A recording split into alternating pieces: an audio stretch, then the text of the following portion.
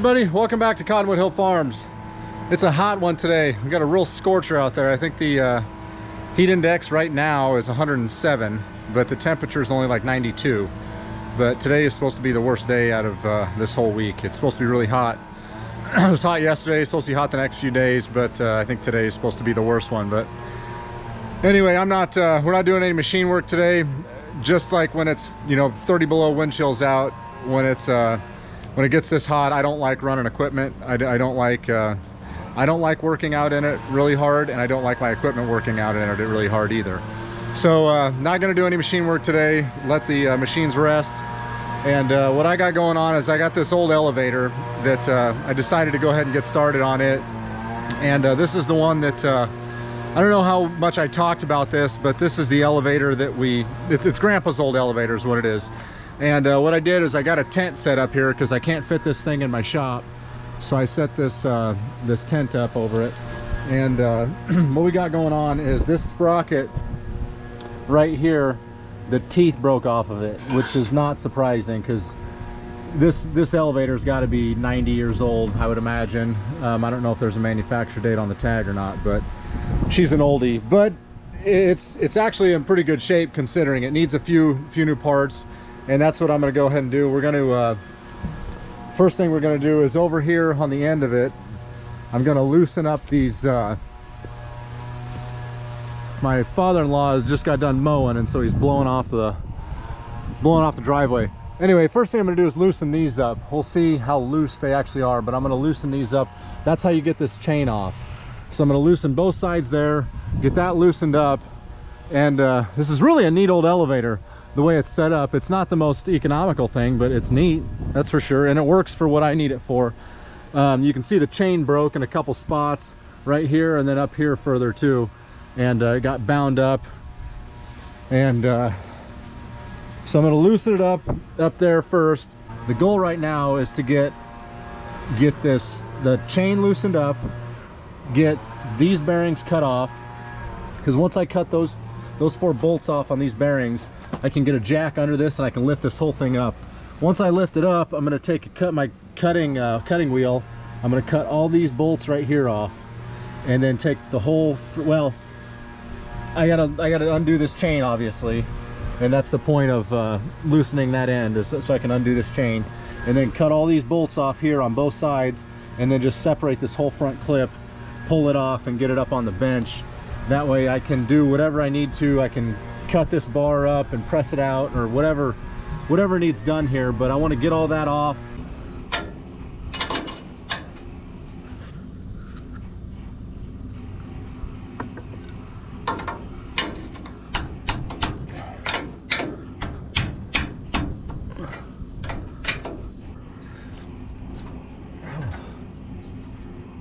I might not need to cut these off after all. They might come right off. We'll see.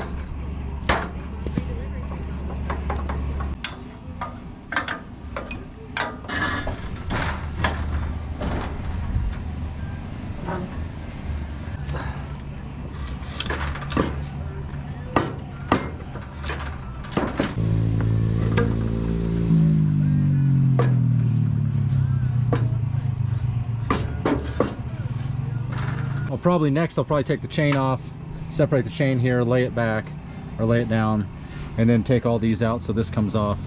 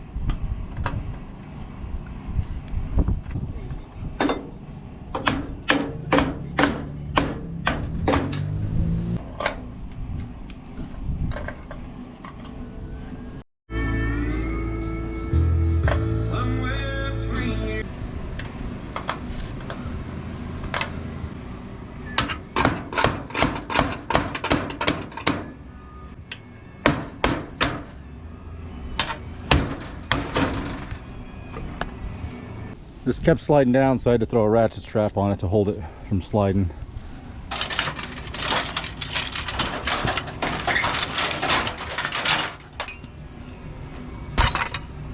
All right, well, I got it off and I got it on the bench.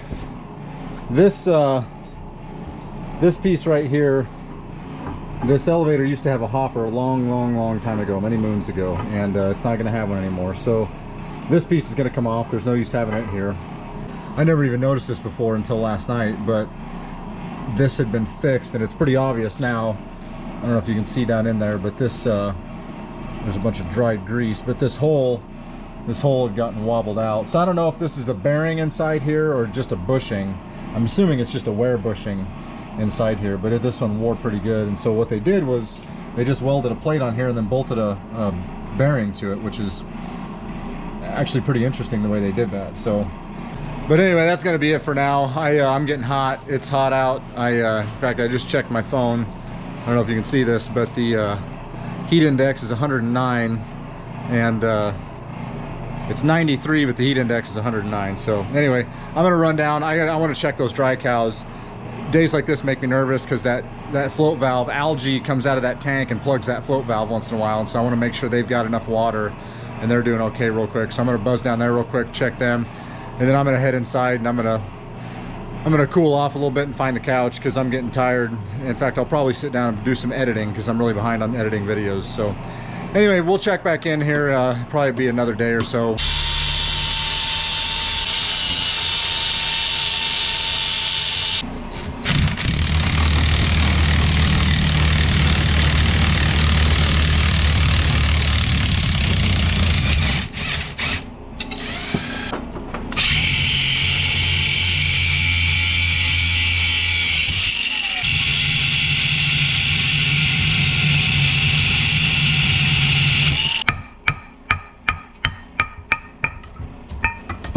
Ooh, that's hot.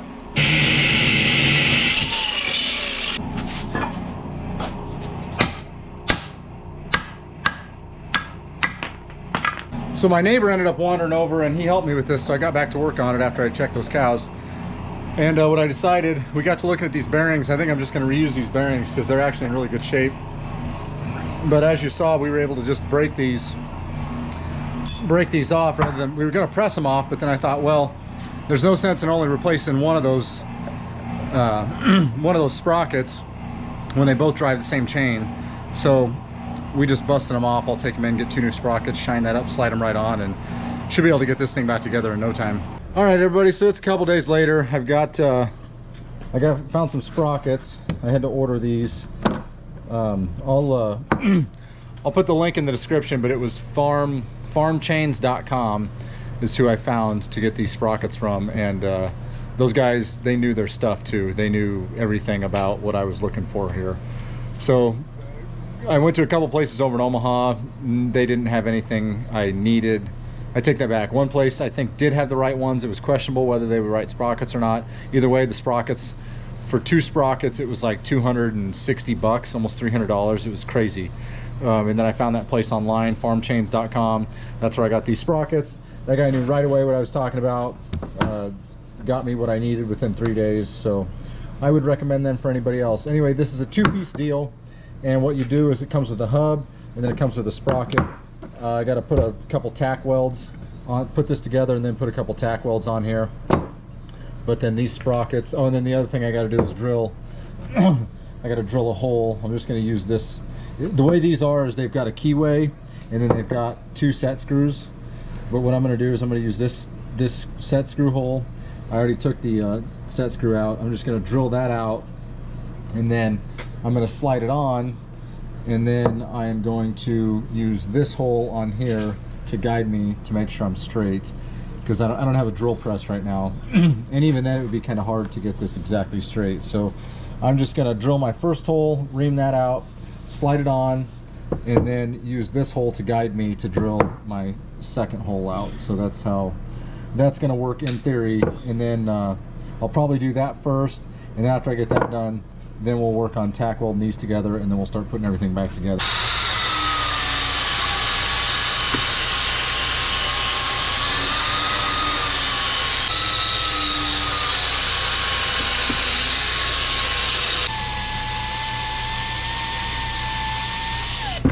So we just went over to the neighbor's house and used their drill press. It was a lot easier than trying to do it by hand. So now we're gonna tack weld these sprockets on.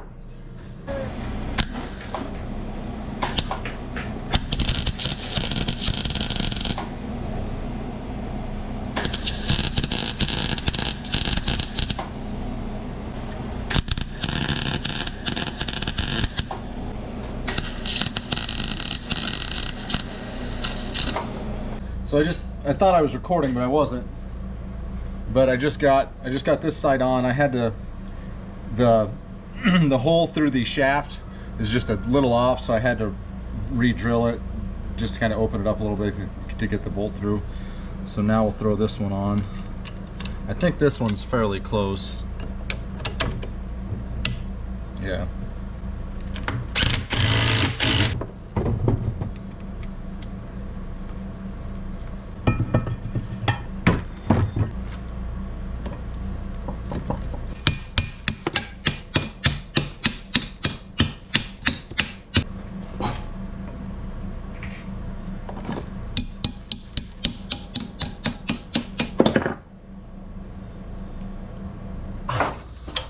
God, there we go.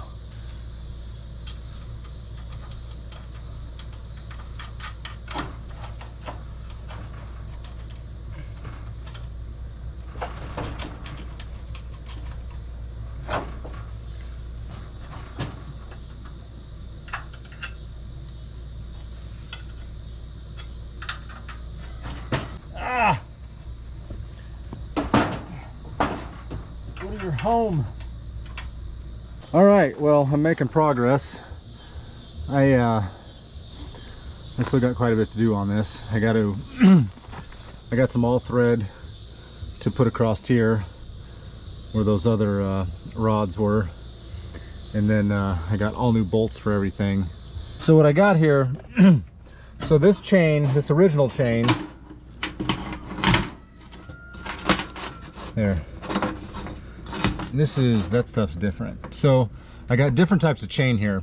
I found this chain is some old pieces Grandpa had hanging up in the old machine shed.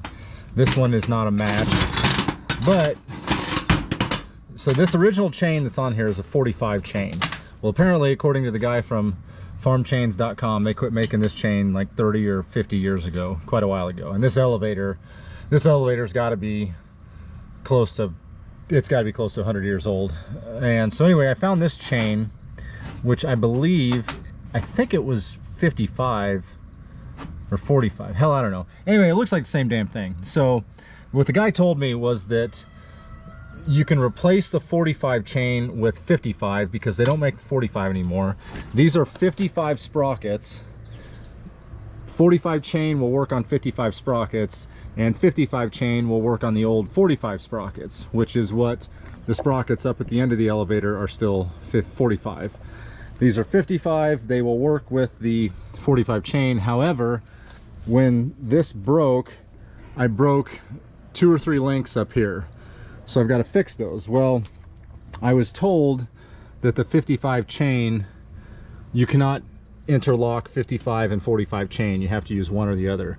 Well, I found out a whole new chain for this elevator, a whole new chain with the ears, because you have to get new, all new links, including these ear links for your paddles, is like $1,100. And Daddy ain't spending $1,100 on this thing. So what I'm gonna do is like I've always done, and I think this is 55. It looks the same, but I think it's 55. Anyway, I'm gonna do what I've always done and not listen to him, and I'm gonna put a 55 link with a 45 link because since I've been a little kid, I don't really listen real well. So I'm gonna do that and see if it works, because I ain't spending $1,100 on this, and I don't know why it wouldn't work, because unless this is 45, hell, I don't know, maybe this is 45, but I'm pretty sure this is 55. Anyway, that's the plan. But I'm running out of time right now, so I'm gonna go do chores, and I'm gonna milk. I don't know, I probably won't have time to mess with this yet tonight, but I'll get back on it tomorrow and get it back together. I don't have much to do, just, I shouldn't say I don't have much, but probably an hour and a half, 2 hours worth of work buttoning this back up. All right, so last night I came out and I went ahead and got this thing bolted on before, after I got done with chores and everything. One thing I really screwed up on, well, I didn't really screw up on it. I screwed up, but not real bad. Didn't even think about this, but these teeth on these sprockets should have been exactly in line with each other. I didn't even think about that because this chain is rotating at the exact same speed on both sides. Anyway, they're twisted just a hair. This one's down a little bit lower than that one. So as you can see, the paddles kind of slightly go at an angle. It's gonna be fine. I'm not worried about it. All right, so I got these pieces put on. I got the pillow blocks bolted down. The only thing left to do is straighten out those paddles, hook the chain up, and then tighten the chain. And she's, well, and then I gotta put the drive chain on too, which is no big deal.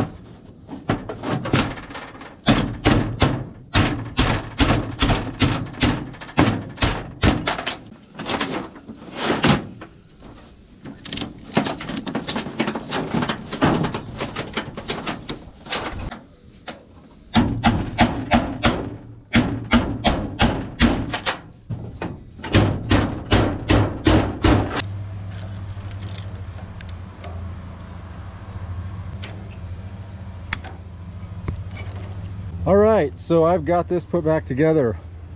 So in theory, it's gonna work great. I'll tell you what, I should have bought one of these years ago. It's called a chain detacher tool. I'd never even heard of them until I was watching that Gierach Farms. I'm sure a lot of you guys watch them too. But anyway, old George Gierach pulled one of these out and asked people if they knew what it was. And then after I saw it, I thought, holy crap. And after I used it, I can't believe how much time in my life I wasted dicking around with channel locks and vices and yeah, all kinds of crazy stuff trying to get this chain apart and back together. Anyway, so somehow this chain got shorter, so I had to add a length to the drive chain. I'm not sure how that happened. It was only, we were talking a ½ inch, but it was still, I don't know how that happened. But anyway, something in here we did. But I got, like I showed you before, all the bolts down here in, all these rods that are gonna, those rods I believe are just to kind of hold the width here. That one looks like it probably could be tightened up a little bit, but I'm not real worried about it. Anyway, I had to bend one of these bolts that's holding this sprocket on. I had to kind of bend a piece in here so it'd fit through there. It was hitting on that, but other than that, I got it back together. I got everything tightened up here, so she's ready to go. And now we are going to go set this thing up, and we'll run it just to kind of make sure it works. But I think we should be good to go, at least for about 20 minutes, because it seems like the last 2 times I've fixed it, we had about 20 minutes and then it broke again. So at least I know I got 20 minutes worth of use out of this ahead of me. That's gonna do it for the video, guys. Thanks for watching. Don't forget to like and subscribe, hit that notification button so you don't miss any of the other videos coming out. You can check out all of our other videos. We got quite a few on the channel now, and you can also follow us on Instagram, TikTok, and Facebook as well. But you guys take care. We'll see you in the next one.